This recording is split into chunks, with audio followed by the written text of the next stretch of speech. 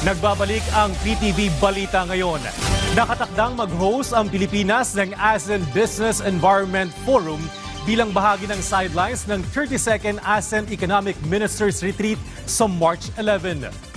Ayon kay DTI Committee on Business and Investment Promotion, Executive Director Benedict Uy, magiging katuwang nila sa forum ang Asia Development Bank o ADB kung saan layo nito na ipakita ang mga ideya at best practices na magpapalakas sa posisyon ng ASEAN bilang attractive destination para sa mga dayuhan na nais mamuhunan sa rehiyon. Napapanahon rin ang pagsasagawa ng forum dahil sa nagpapatuloy na geopolitical tension na nangyayari sa mundo, tulad ng kaguluhan sa gitnang silangan at ang trade war sa pagitan ng Estados Unidos at China.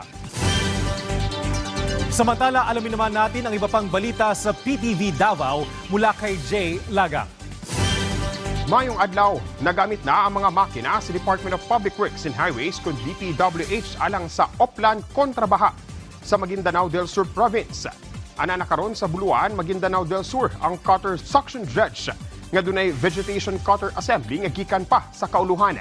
Gawa sa bagong cutter suction dredge, doon na pa'y siyam ka mga heavy equipment ang anakaron sa Buluan nga gilangkuban sa upat ka mga amphibious excavators, tulo ka front-end loaders, usa ka crawler type excavator, usa ka wheel type excavator.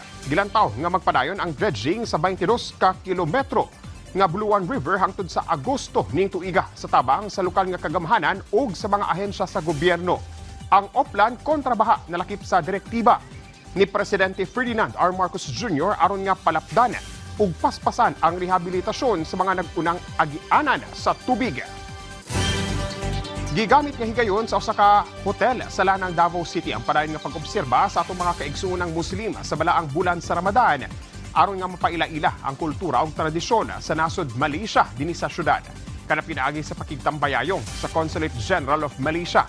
Sa tumo nga mas maila sa mga taga Davao City ang Malaysia nga ilado sab isip progresibong lugar sa Islam. Dinhi gipresenta ang tradisyonal nga mga pagkaon ug mga paagi sa pagsaulog sa Ramadan. Paagi kini aron nga mas mapaligon ang panaghigalaay tari sa nasod Malaysia ug Pilipinas. Kini nga programa nga gitawag og Malaysia Nights mulungtad hangtod nga matapos ang Ramadan. Give some sample taste of how Malaysian culinary look like. As you know, in Malaysia, when during the month of Ramadan, we do have, it's like a festivities where different type of foods, different type of dishes cooking being displayed throughout the month. Ug buka to ang mga nagunang balita dinhi sa PTV Davao. Ako si Jay Lagang. Mayong adlaw. Dagang salamat, Jay Lagang. At yan ang mga balita sa oras nito. Para sa iba pang updates, i-follow at i-like kami sa aming social media sites sa @PTVPH. Ako si Bernard Ferrer para sa Pambansang TV sa Bagong Pilipinas.